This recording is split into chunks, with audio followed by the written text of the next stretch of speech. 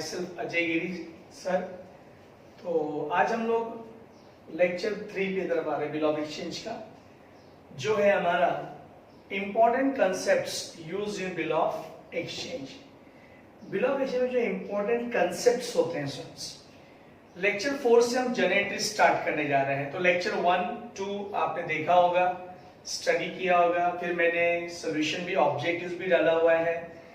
तो ये लेक्चर 3 है हमारा important concepts of bill of exchange, कि बिल ऑफ एक्सचेंज में क्या क्या इंपॉर्टेंट कंसेप्ट्स होते हैं। लेक्चर 1, 2 और 3 थर्ड लेक्चर के बाद हम स्टार्ट करेंगे लेक्चर 4 में जर्नल एंट्रीज, जिसमें ये 3 लेक्चर बहुत इंपॉर्टेंट है माय डियर फ्रेंड्स। तो सबसे पहले जो स्टार्ट कर रहा हूं मैं इंपॉर्टेंट कंसेप्ट्स में, सबसे पहले है मेरे दोस्तों ड्यू डेट। सबसे इंपॉर्टेंट ड्यू डेट क्या होता है? The date on which the bill of exchange falls due. Yes और नो? जिस तारीख को बिल ऑफ एक्सचेंज का पेमेंट ड्यू होने वाला है, जिस तारीख को बिल ऑफ एक्सचेंज का पेमेंट ड्यू होने वाला है, यस और no? The date on which bill of exchange payment is due, bill of exchange payment is due is called as due date. क्या कहा जाता है मेरे दोस्तों? Due date. अब बोलिए सर जैसे मेरे भाई बिल ड्रॉ हुआ 10 जनवरी 2012, बिल कभी ड्रॉ हुआ मेरे दोस्तों 10 जनवरी 2012, और इस बिल की कालावधि है how many months? 3 months. Bill का पीरियड कितना मंथ्स है मेरे भाई? 3 मंथ्स। तो हम इसमें क्या करेंगे? ऐड कर देंगे। हम इसमें क्या कर देंगे? ऐड। कितने मंथ्स ऐड कर देंगे आप इसमें बताइए मेरे दोस्तों? 3 मंथ्स। कितना मंथ्स? 3 मंथ्स। तो बिल ड्रॉ एंड एक्सेप्ट, मान लो दोनों की एक ही तारीख है, बिल ड्रॉ और एक्सेप्ट दोनों 10 जनवरी को ही है, दोनों 10 जनवरी।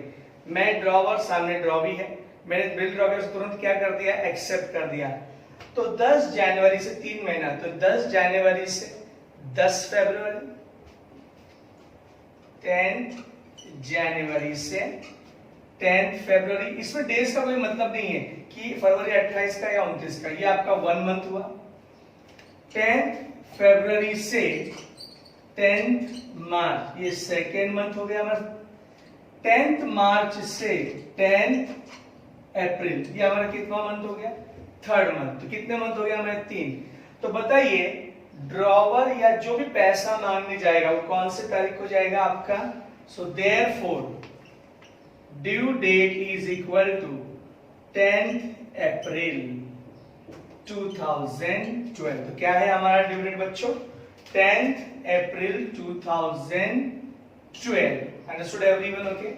लेकिन हमने कुछ प्रॉब्लम में, कुछ फॉर्मेट में देखा है कि बिल ड्रॉ करने की तारीख अलग होती है और बिल एक्सेप्ट करने की तारीख अलग। ये तो मैंने एग्जाम्पल नंबर 1 लिया, एग्जाम्पल नंबर 1, जिसमें बिल ड्रॉ और एक्सेप्ट सेम डे को हो रहा है। कौन सी तारीख को? 10 जनवरी को, ठीक है ना? पर कहीं कहीं पे बिल ड्रॉ होने की तारीख अलग होती है और एक्सेप्ट होने की तारीख अलग। तो वहां पे आप जब ड्यू डेट ढूंढोगे तो आप बिल ड्रॉ के डेट से मंथ ऐड मत करना। बिल जिस दिन क्या हुआ? एक्सेप्ट। कि जब तक बिल एक्सेप्ट नहीं होता उसको हम क्या बोलते हैं? ड्राफ्ट। जिस दिन बिल एक्सेप्ट होता है उस दिन से बिल ऑफ एक्सचेंज। तो ये जो एग्जांपल नंबर 1 है आप देख सकते हो। तो बिल ड्रॉ और एक्सेप्ट कौन से डेट को हो रहा है? 10 जनवरी। तो 10 जनवरी 3 मंथ्स कितना आएगा? 10 अप्रैल। आप बोलेंगे सर इसमें 3 दिन वो ग्रेस का कुछ, इसमें कुछ भी ऐड करना नहीं, वो आगे के पड़ाव में मैं आपको समझाता हूं। So what is a due date? Due date is the date on which bill of exchange payment is due. जिस दिन बिल का पेमेंट क्या है? ड्यू है, उत्पन्न होने वाला, अराइज होने वाला है, ठीक है। तो ये था हमारा एग्जाम्पल नंबर 1। ठीक है, तो देख लीजिए आप लोगों ने, तो यहाँ पे बिल ड्रॉ और बिल एक्सेप्ट की तारीख क्या है, सेम है। तो एग्जाम्पल नंबर 1 के बाद हम एग्जाम्पल नंबर 2 लेते हैं। ठीक है, बिल ड्रॉ हुआ है 10 जनवरी को और बिल जो एक्सेप्ट हुआ है वो है 15 जनवरी 2012 और बिल का जो पीरियड है मेरे दोस्तों वो है हाउ मेनी मंथ्स, 3 मंथ्स। ठीक है, तो बिल ड्रॉ हुआ 10 जनवरी को, बिल एक्सेप्ट है 15, अब आपको 3 मंथ्स गिनना है ड्यू डेट।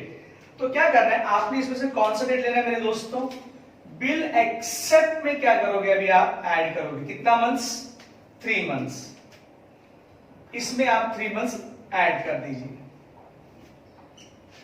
क्योंकि जिस दिन बिल एक्सेप्ट होता है उस दिन से वो बिल ऑफ एक्सचेंज बनता है, उसके पहले वो ड्राफ्ट होता है। तो 15 जनवरी से 15 फरवरी, 1 महीना हो गया हमारा, है ना।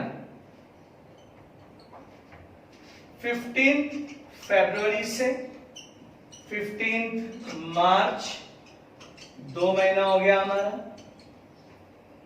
15 मार्च से 15 अप्रैल, कितने मंथ्स हो गए हमारे, 3 मंथ्स। तो what is the due date, 15 April, तो यहां पे हमारा ड्यू डेट आएगा 15 अप्रैल 2012। इसी को ड्यू डेट कहते हैं या इसी को ही लोग कहते हैं नॉमिनल ड्यू डेट। क्या कहते हैं, नॉमिनल ड्यू डेट। क्या कहते हैं, nominal due date. Due date बोलिए या नॉमिनल ड्यू डेट बोलिए। तो बताइए क्या आया हमारा, 15 जनवरी से क्यों गिना हमने, 10 जनवरी में क्यों नहीं ऐड किया 3 मंथ्स, क्योंकि बिल ड्रॉ होने के बाद एक्सेप्ट होना चाहिए। जब बिल एक्सेप्ट होता है उसी के बाद वो क्या बनता है, बिल ऑफ एक्सचेंज। अगर वो एक्सेप्ट नहीं हुआ तो वो ड्राफ्ट है, उसकी कोई वैलिडिटी नहीं है। तो आप देख सकते हैं यहां पर, ठीक है। तो अभी आप समझ चुके हैं, तो ड्यू डेट बोलिए, इसको क्या कीजिए आप, nominal due date. Understood everyone, okay. अब इसमें कंसेप्ट आएगा, तो ड्यू डेट बोलिए, नॉमिनल, दोनों का मीनिंग सेम है। जिस तारीख को बिल ऑफ एक्सचेंज का पेमेंट ड्यू हो रहा है तो उसको हम कहते हैं ड्यू डेट या उसको हम कहते हैं नॉमिनल ड्यू डेट। जिस तारीख को बिल ऑफ एक्सचेंज का पेमेंट ड्यू हो रहा है उसको ड्यू डेट बोलिए, नॉमिनल ड्यू डेट बोलिए, ठीक है। अब एक कंसेप्ट है स्टूडेंट्स हमारा, इसी में आएगा हमारा, एक आता है लीगल ड्यू डेट। क्या आता है स्टूडेंट्स, लीगल ड्यू डेट। कुछ नहीं स्टूडेंट्स, इसी नॉमिनल ड्यू डेट जो आपने ढूंढा, ये जो नॉमिनल ड्यू डेट ढूंढा आपने 15 अप्रैल 2012, तो 15 जनवरी से 3 महीना आपका 15 अप्रैल 2012, इसमें आपने क्या करना है, add how many days, 3 days, 3 extra days. याद आ रहा है वो ग्रेस डेज, हाँ शुभम याद है कि नहीं, 3 एक्स्ट्रा दिन मैंने बताया था, बराबर।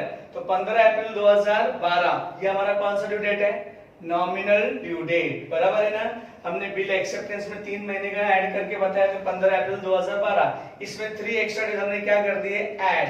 तो जब हमने 3 एक्स्ट्रा डेज ऐड कर दिए तो ये हो गया हमारा 15 अप्रैल से 16 अप्रैल, 17 अप्रैल यानी 18 अप्रैल, तो हमारा ये आ गया 18 अप्रैल 2012। तो ये हमारा कौन सा हो गया, लीगल ड्यू डेट।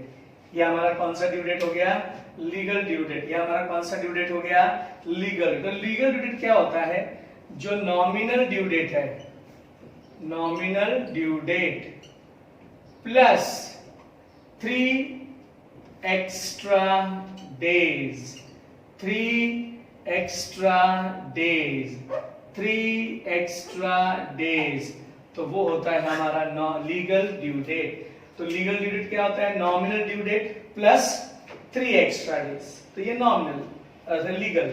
और नॉमिनल में सिर्फ हम क्या ऐड करते हैं, पीरियड, इसमें हम ग्रेस डेज ऐड नहीं करते हैं। तो ये नॉमिनल ड्यू डेट ढूंढने के लिए क्या करना है, आपने जो भी डेट को बिल क्या हुआ है एक्सेप्ट, नॉमिनल ड्यू डेट में जो भी बिल क्या हुआ है एक्सेप्ट, उसमें हम पीरियड ऐड करना है, बस 3 एक्स्ट्रा दिन ऐड करने नहीं है, तो वो नॉमिनल। और जब नॉमिनल में हम क्या करते हैं, 3 एक्स्ट्रा डेज क्या करते हैं दोस्तों, ऐड, तो वो बन जाता है हमारा लीगल ड्यू डेट। तो बताइए, तो नॉमिनल ड्यू डेट में 3 एक्स्ट्रा डेज होते हैं या नहीं होते हैं, नहीं, नॉमिनल नो, नो वर्ड आप देखो तो इसमें नो, इसमें 3 डेज है ही नहीं, no 3 days, only the period of bill is added, only the period of bill is added, but in legal due date nominal due date means the period is there और plus 3 extra days, plus 3 extra days, तो ये हो गया हमारा legal due date. तो आपको objective में पूछ सकते हैं कि नॉमिनल ड्यू डेट क्या होता है, लीगल। अब जैसे हमने कौन सा काउंट करना है, हमने देखो क्या वर्ड है यहाँ, लीगल, हम लीगल काम करते भाई, इलीगल काम नहीं करते। तो जब भी बिल ऑफ एक्सचेंज का ड्यू डेट आपको कहा जाए प्रैक्टिकली ढूंढने के लिए, बिल ऑफ एक्सचेंज का ड्यू डेट ढूंढना जाए प्रैक्टिकली, यस और नो, तो आपका जो ड्यू डेट लेना है वो कौन सा लेना है, legal, legal, legal and legal due date. Clear हो गया सभी लोगों को। अब अगर आपका ये जो लीगल ड्यू डेट है, अगर आपका ये जो लीगल ड्यू डेट है, अगर कोई भी पब्लिक हॉलिडे आता है, क्या आता है, पब्लिक हॉलिडे या फिर बैंक हॉलिडे, या फिर क्या आता है, बैंक हॉलिडे, तो उस बिल का जो पेमेंट है वो एक दिन पहले किया जाएगा, 1 डे बिफोर, 1 डे बिफोर। जैसे आपका ये जो 18 अप्रैल, मान लो 15 अगस्त आ गया, क्या आ गया, अब 15 अगस्त आप सबको मालूम है क्या है हमारा, वेरी गुड, हमारा कौन सा दिन 15 अगस्त को क्या है, आजादी दिन है हमारा, भारत आजाद हुआ था 15 अगस्त को। तो ये जो 15 अगस्त है ये पब्लिक हॉलिडे है। आप देखो कैलेंडर में जो लाल आप देखते हो ना, जो मार्क होता है पब्लिक हॉलिडे होता है, बैंक हॉलिडे होता है, जो रेड में आप देखोगे जो नंबर्स होते हैं।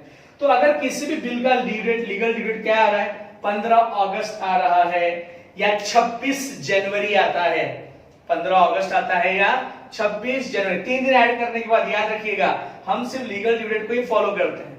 तो कोई भी लीगल ड्यू डेट या किसी बिल का ड्यू डेट बोलिए कब आता है, पब्लिक हॉलिडे या फिर बैंक हॉलिडे। आप कैलेंडर में जाके देखो जो लाल कलर का साइन होता है तो क्या आता है, अगर पब्लिक हॉलिडे या फिर क्या आता है, बैंक हॉलिडे, 26 जनवरी, 15 अगस्त, 2 अक्टूबर, नेशनल, बराबर है कि नहीं।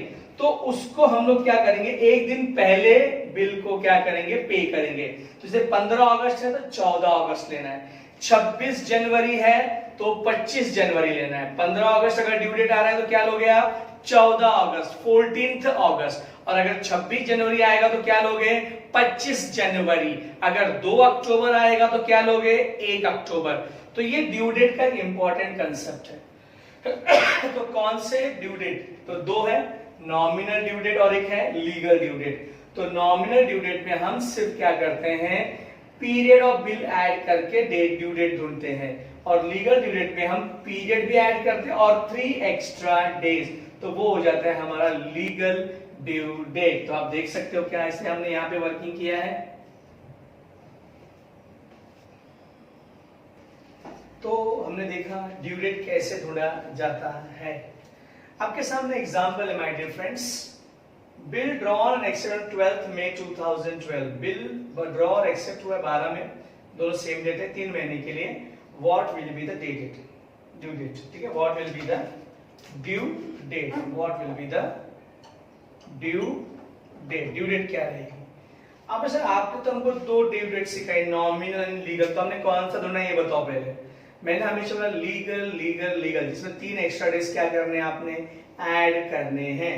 तो सिंपल सी चीज है, 12 मई 2012, 3 महीना ना, तो 12 में से 12 जून, तो 12 जून 2012, ये 1 महीना हो गया यहाँ। फिर 12 जून 2012 से 12 जून के बाद जुलाई 2012, ये 2 महीना हो गया हमारा। 12 जुलाई 2012 से जुलाई के बाद अगस्त, 12 अगस्त 2012, ये हमारा कितना मंथ हो गया, 3 मंथ, मतलब हमारा पीरियड खत्म हो गया यहाँ पे 3 मंथ ऐड करके। अब आपने इसमें क्या करना है, 12 अगस्त में 3 डेज क्या कर देना है, ऐड। तो बताओ 12, 13, 14, 15, तो फिर क्या आ गया, 15 अगस्त 2012, क्या आ गया, 15 अगस्त 2012। अब बताइए 15 अगस्त क्या है हमारा, सुनिए पब्लिक हॉलिडे है ना, 15 अगस्त हमारा क्या है, ये पब्लिक हॉलिडे। तो 15 अगस्त को कोई पेमेंट दिया नहीं जाएगा, तो बताओ कौन सा डेट हो गया? Very good. तो इसका आंसर आएगा 14 अगस्त 2012। क्या आएगा? 14 अगस्त 2012। ये फर्स्ट का आपका वर्किंग हो गया।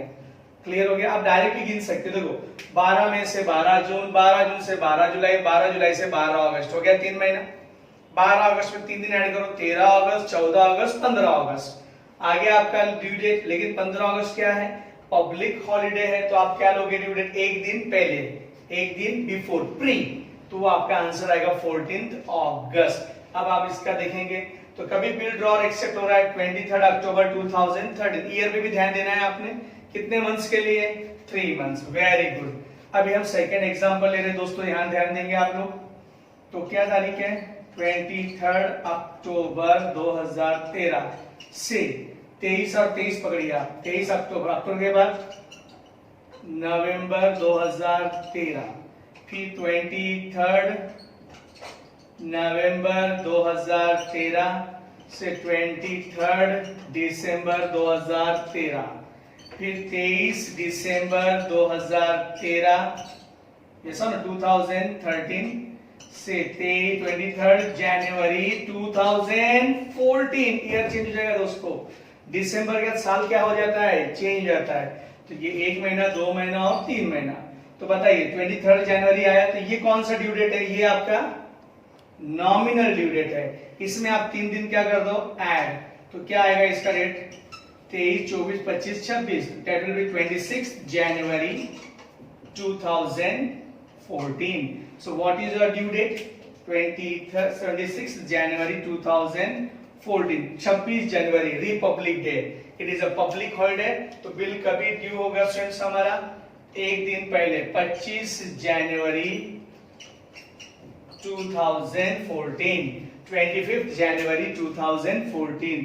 तो आपने दोनों एग्जांपल देख लिया कैसे करना है, देख लीजिए, समझ लीजिए। तो कोई भी डेट, अगर आपका ड्यू डेट अगर पब्लिक हॉलिडे आता है तो एक दिन पहले बिल क्या किया जाएगा?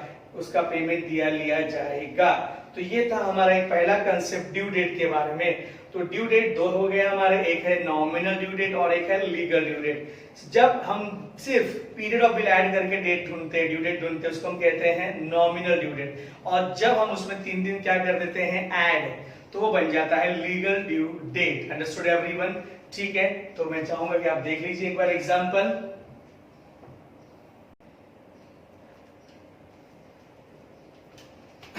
तो आप समझ चुके होंगे कि आपका ड्यू डेट कैसे ढूंढना है। एक बच्चे ने भी सवाल पूछा यहाँ पे, क्वेश्चन कि सर अगर 15 अगस्त या 26 जनवरी आ रहा है तो ठीक है, एक दिन हम पहले लेंगे, पर मान लो सर अगर ये तारीख को पेमेंट नहीं आ रहा, इसके अलावा कोई तारीख आ रही जो क्या नहीं है, पब्लिक हॉलिडे नहीं है या बैंक हॉलिडे नहीं है।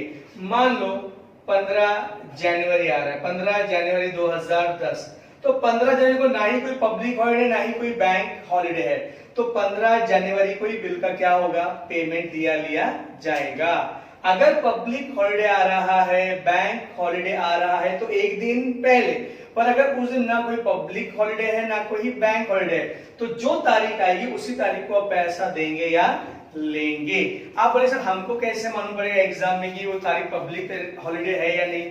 ज्यादा करके 15 अगस्त और 26 जनवरी का ही आपको एग्जाम्पल पूछा जाता है। Understood everyone? ओके, कोई डाउट नहीं होगा मेरे हिसाब से आप सभी लोगों को। अब हम अगले कंसेप्ट की तरफ बढ़ रहे हैं। ठीक है, अगले कंसेप्ट की तरफ।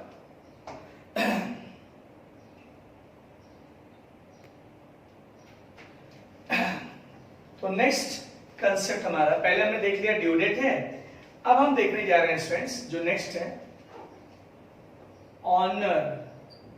Honouring of bill of exchange या ऑनर करना।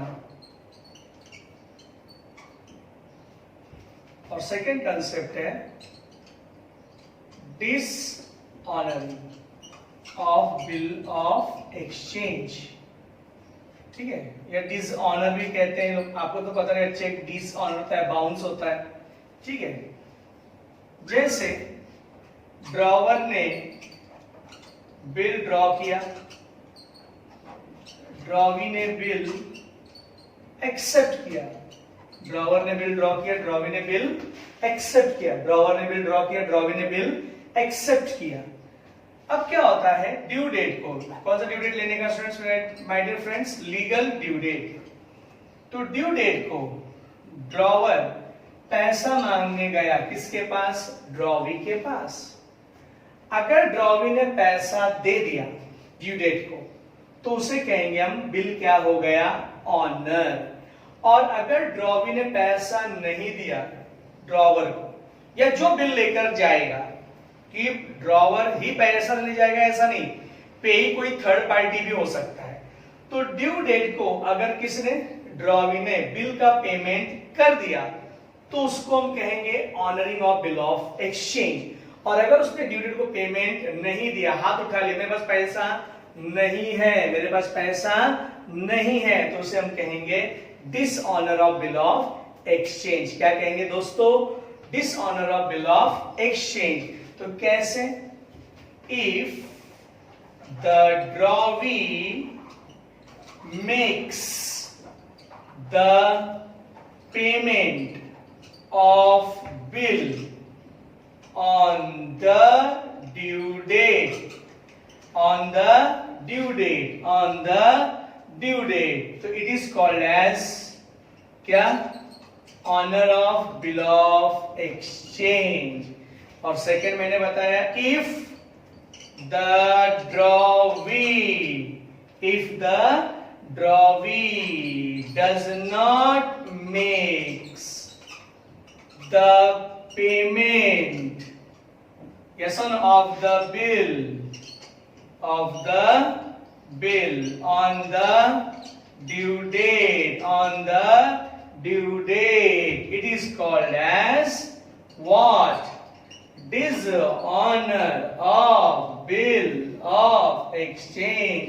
तो पैसा दिया तो ऑनर, पैसा नहीं दिया तो डिसऑनर। अब इसे पैसा मांगने कौन जाएगा, चाहे ड्रॉवर हो सकता है या थर्ड पार्टी, या एंडोर्सी, थर्ड पार्टी को हम बिल एंडोर्स कर देते हैं। तो ये हमारा अगला कंसेप्ट था, ऑनरिंग एंड डिसऑनरिंग। तब जब ड्रॉवी ड्यू डेट को बिल का पेमेंट कर देता है तो वो ऑनर, और पेमेंट नहीं करता तो उसे हम कहते हैं dishonour of bill of exchange. Understood everyone, देख लीजिए आप सभी लोग, ठीक है।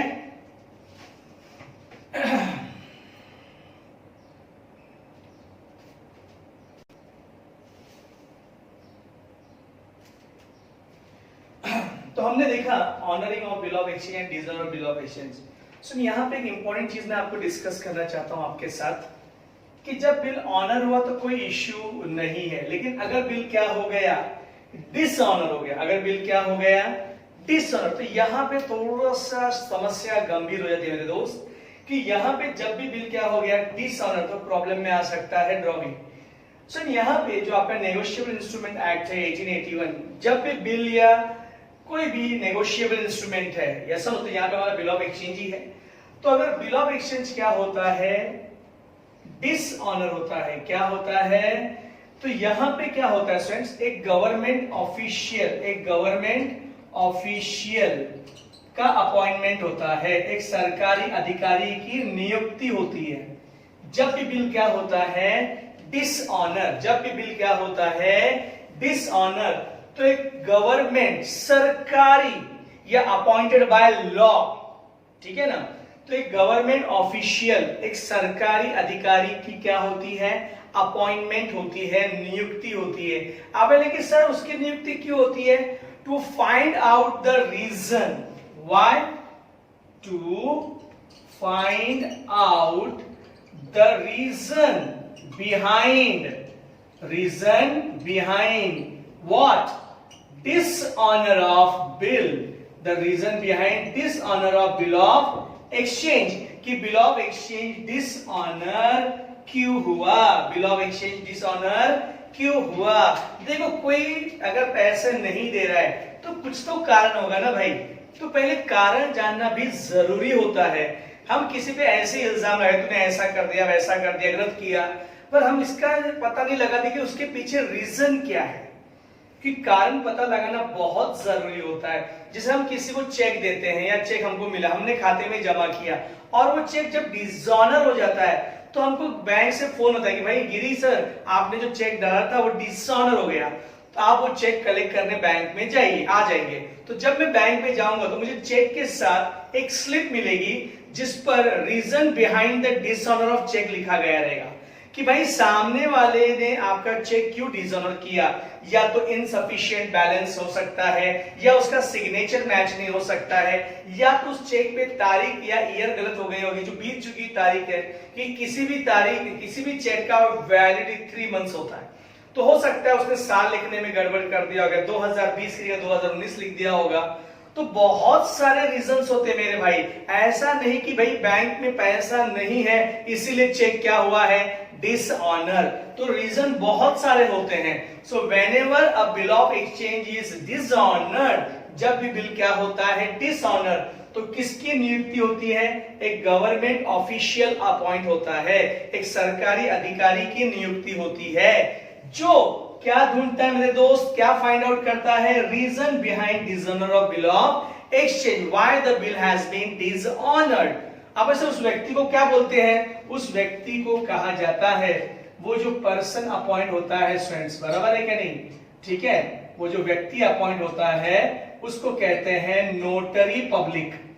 नाम है इसको क्या कहते हैं, नोटरी पब्लिक। क्या कहते हैं, नोटरी, NOTARY, नोटरी पब्लिक। क्या कहते हैं, नोटरी पब्लिक। तो बताइए नोटरी पब्लिक की नियुक्ति कब होती है, बिल ऑनर होता है तब, या जब बिल डिसऑनर होता है तब। जब बिल क्या होता है मेरे दोस्त, ऑनर होता है। जब बिल क्या होता है, ऑनर, तब नोटरी पब्लिक की नियुक्ति होती है। गलत, ऑनर के वक्त नहीं, कब होता है, जब बिल डिसऑनर होता है। जब बिल क्या होता है, डिसऑनर। ऑनर में तो भाई पैसे मिल गए तो कोई टेंशन ही नहीं है। तो जब बिल क्या होता है, ऑनर या डिसऑनर, जब बिल क्या होता है, डिसऑनर। जब बिल क्या होता है, डिसऑनर, तो किसकी नियुक्ति की जाती है, the person appointed is called as what, notary public. क्या वो आम इंसान होता है, इंसान आम होता है, उसकी अपॉइंटमेंट कौन करता है, गवर्नमेंट। क्या के लिए, फाइंड आउट, किस लिए, to find out the reason behind dishonour of bill of exchange, कि क्यों बिल क्या हुआ मेरे दोस्त, डिसऑनर हुआ। तो सबसे पहले हमने देखा ऑनर, फिर dishonour, notary public. So who is a notary public, notary public is a government official, yes or no, who is a notary public, notary public is a government official appointed to find out the reason behind the dishonor of bill of exchange। तो notary public वो व्यक्ति है जिसकी नियुक्ति सरकार करती है, to find out, ढूंढने के लिए, कारण, रीजन, कि क्यों बिल क्या हुआ, डिसऑनर हुआ। अब ऐसे इतना मेहनत क्यों करेगा, इसको कुछ क्या फायदा, सुन फायदा वगैरह नहीं, कि हमको ये पता जरूरी होना चाहिए बिल का रीजन क्या है, डिसऑनर का रीजन क्या है।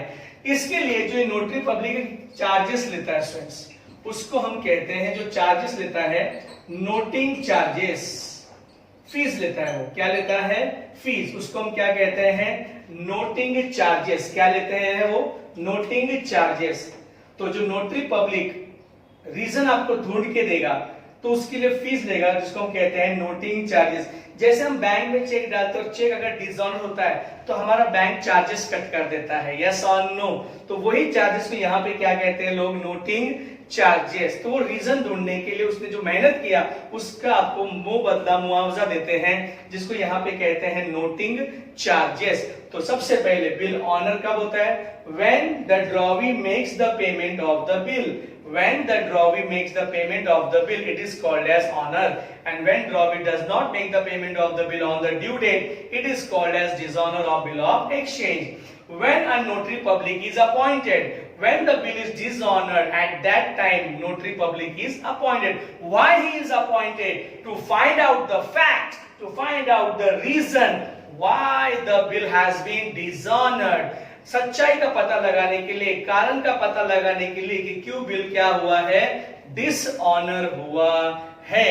और इसके लिए वो जो चार्जेस, जो शुल्क लगाता है, जो फीस लगाता है, उसे हम कहते हैं noting charges. What is noting charges, noting charges is the fees charge by the notary public. तो what is noting charges, noting charges is the fees charged by charge by whom? Notary public. Understood everyone? Okay. So noting charges क्या है मेरे भाई? Noting charges is the fees. Noting charges is the fees charged by the notary public. तो हमने यहाँ पे क्या क्या कंसेप्ट सीखे हैं? सबसे पहले हमने सीखा honour of bill of exchange. When क्या drawee makes the payment of the bill on the due date, उसको हम कहते हैं ऑनर, और does not make the payment dishonour.